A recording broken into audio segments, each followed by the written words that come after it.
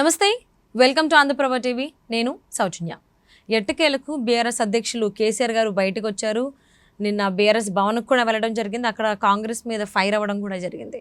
మరి దీన్ని బట్టి చూస్తే కేసీఆర్ గారు ఇంకా రంగప్రవేశం చేసినట్టు, అంటే రీఎంట్రీ ఇచ్చినట్టేనా రాజకీయాల్లోకి, లేకపోతే మళ్ళీ ఫామ్ హౌస్కి వెళ్ళిపోయి మళ్ళీ అక్కడే కామ్గా ఉంటారు? అసలు ఏంటి మరి అంశానికి సంబంధించి ఎన్నో విషయాలు మనకు తెలియచేయడానికి ఈరోజు మనతో పాటు ఉన్నారు senior journalist, Andhra Prabha editor YSR Sharma గారు ఉన్నారు. వారితో మాట్లాడదాం. నమస్తే అండి.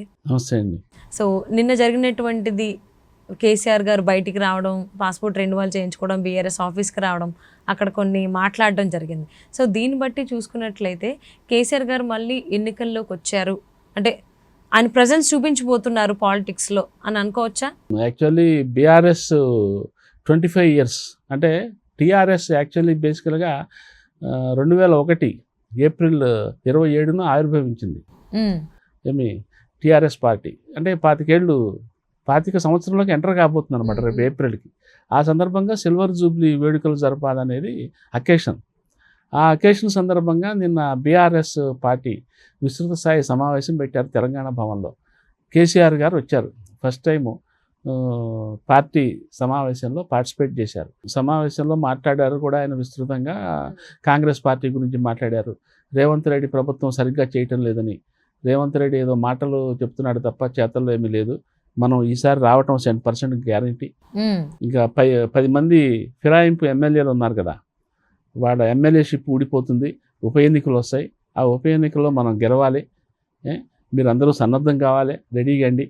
అట్లాగే అసలు మనం నిజానికి అసలు ఓడిపోలేదు, ఏమి ప్రజలు ఏదో వేశారు ఆయనకు ఓట్లు తప్ప, అదేదో కాంగ్రెస్ గొప్పతనం చూసి వేయలేదు, మన్నేమి వ్యతిరేకించి కూడా మన ఓడించలేదు అని ఇట్లా చాలా ఇన్స్పిరేటివ్గా మాట్లాడారు. మొత్తానికి బీఆర్ఎస్ వాళ్ళలో ఒక సరికొత్త జోషుని నింపే కార్యక్రమం అయితే ఆయన చేశారు.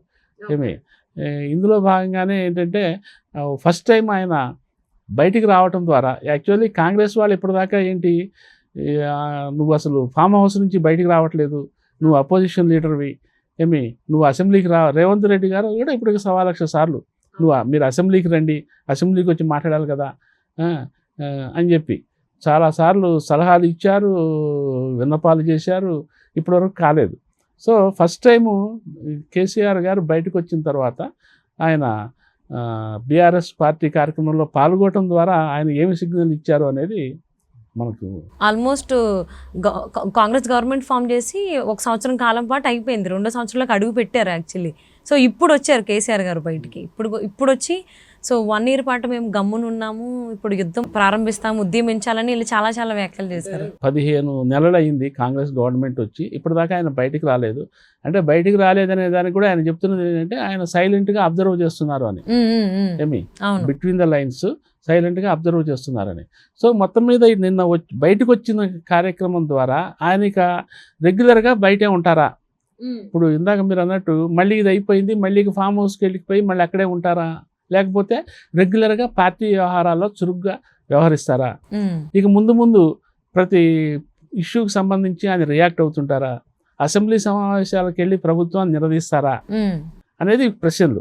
అవును, డెఫినెట్గా ఇప్పుడు ఆయన ఫైటింగ్ ఫోర్స్గా వచ్చారు కాబట్టి, ఫైటింగ్ ఫోర్స్గా ఉంటానని నిన్న అనౌన్స్ చేశారు కాబట్టి, డెఫినెట్గా ఒక అపోజిషన్ లీడర్గా ఆయన డే టు డే పొలిటికల్ యాక్టివిటీస్లో భాగస్వామ్యం కావాల్సిందే. అంటే ఫైటర్ కేసీఆర్ మళ్ళీ రీఎంట్రీ ఇచ్చినట్టే అంటారు. మళ్ళీ పెద్ద పులి మళ్ళీ పంజాబ్ విసరబోతున్నట్టుగా నిన్న ఆయన మాట్లాడారు. సో అదే కనుక పరిస్థితి అయితే డెఫినెట్గా ఆయన రెగ్యులర్గా ప్రజా జీవితంలో ప్రజాక్షేత్రంలో ఉండాల్సిందే. ఇక దీన్ని బట్టి రేపు ఏప్రిల్ 27న భారీ బహిరంగ సభ పెట్టిన తర్వాత ఇక ఆ తర్వాత నుంచి రెగ్యులర్ కార్యక్రమాలు ఉండొచ్చు అనే ఒక పరోక్ష సంకేతాలు అయితే ఆయన ఇచ్చారు. దీన్ని బట్టి ఏంటంటే కేసీఆర్ గారు మళ్ళీ తెలంగాణ రాజకీయ యవనిక మీద ప్రత్యక్ష పాత్ర పోషించే అవకాశం అయితే కనిపిస్తున్నది. ముఖ్యంగా కాంగ్రెస్ వాళ్ళ అందులోనూ ముఖ్యంగా రేవంత్ రెడ్డి గారి కోరిక అనండి, డిమాండ్ అనండి, విన్నపం అనండి, అది నెరవేరే పరిస్థితులు అయితే రావచ్చు అని అనిపిస్తున్నది. ఓకే, అంటే ఇప్పుడు అసలు కేసీఆర్ గారు ఒకవేళ మళ్ళీ ఉద్యమిస్తాను అనే మాటకు సంబంధించి అదే కనుక ఆ పనే కనుక చేయబోతున్నట్లయితే అసలు కాంగ్రెస్ని ఏ విధంగా ఎండగట్టేటువంటి అవకాశం ఉంది? న్యాచురల్గా ఏంటంటే కేసీఆర్ గారు ఆయన వాగ్దాటి ఆయనకు పెద్ద ఆయుధం. ఏమి ఈవెన్ ఆయన ఉద్యమ నాయకుడిగా ఉన్నప్పటి నుంచి కూడా తెలంగాణ ఉద్యమం గతంలో 2-3 సార్లు ఫ్లేరప్ అయినప్పటికీ కూడా దానికి సరైన నాయకుడు లేక దీటైన ఒక దిక్సూచి లేక దిశ లేక అవి అప్పటికప్పుడు మళ్ళీ సప్రెస్ అవుతూ వచ్చినాయి. కానీ కేసీఆర్ గారి తెలంగాణ ఉద్యమం అట్లా కాదు. అది కేవలం ఆయన మీదనే డిపెండ్ అయ్యి ఆయన వాగ్దాటి అనండి, ఆయన వ్యూహరచన అనండి, ఆయన చాతుర్యం అనండి, రాజకీయ చతురత అనండి, ఇవన్నీ కలగలిసి ఆయన చేపట్టిన ఉద్యమాన్ని ఒక హై పీక్కి తీసుకెళ్ళిపోయి మొత్తానికి ఢిల్లీలో ఉన్న కేంద్ర ప్రభుత్వం, అప్పటి యూపీఏ ప్రభుత్వము తెలంగాణ ఇవ్వక తప్పని పరిస్థితిని ఆయన సృష్టించగలిగారు.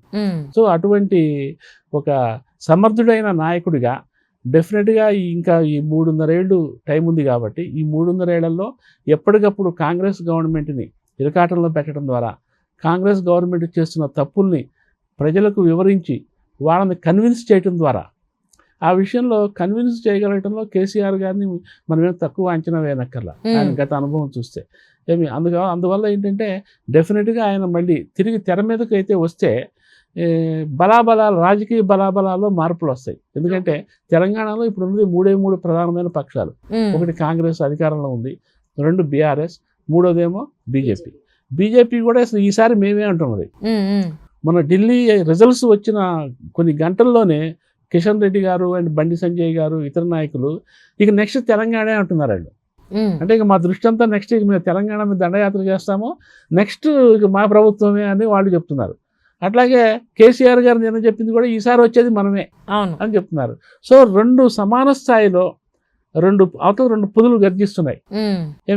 ఈ నేపథ్యంలో ఏంటంటే కేసీఆర్ గారి కర్తవ్యము, ఆయన బాధ్యత, ఆయన బరువు ఎట్లా ఉంటుందంటే ఓ పక్క అధికారంలో ఉన్న రేవంత్ రెడ్డి గారిని నిలువరించాలి. రేవంత్ రెడ్డి గారు కూడా కేసీఆర్ గారితో సమానంగా వాగ్దాటి గల నాయకుడే. ఆయనతో ధీటుగా ఎటువంటి తెడ్డమని పోరాటం చేయగల ఆ చతురతతోనే, ఆ నైపుణ్యంతోనే, ఆ సమర్థతతోనే ఆయన అధికారంలోకి వచ్చాడు. లేకపోతే బీఆర్ఎస్ 2 టర్మ్స్ 10 ఏళ్ల పాటు అధికారంలో ఉన్న బీఆర్ఎస్ని, అందులో కేసీఆర్ని కేవలం తన వాగ్దాటితో ప్రజల్ని మెప్పించి ఒప్పించి అధికారం చేపట్టగలిగారు.